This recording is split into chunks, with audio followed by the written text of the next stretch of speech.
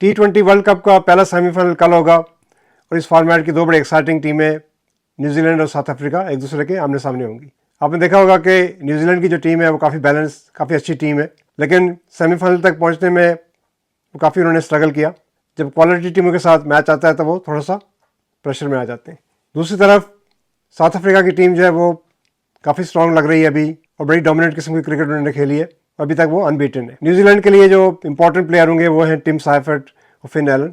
इनकी जो opening partnership है, अगर वो एक स्ट्रॉन्ग स्टार्ट देते हैं न्यूजीलैंड को तो फिर न्यूजीलैंड की टीम काफ़ी अंडर प्रेशर ला सकती है साउथ अफ्रीका को। दूसरी तरफ साउथ अफ्रीका के लिए जो की प्लेयर है वो है डेविड मिलर। अगर वो अच्छा खेलते हैं कल तो फिर आप कह सकते हैं कि साउथ अफ्रीका की टीम अपना अनबीटन रिकॉर्ड कायम रख सकती है। कल बड़ा अच्छा मैच होने वाला है। काफ़ी आप कह सकते हैं कि एक ज़बरदस्त किस्म का मुकाबला आपको देखने को मिलेगा। मुझे लग रहा है कि साउथ अफ्रीका की टीम को थोड़ा एज हासिल है और वही जीतेगी कल।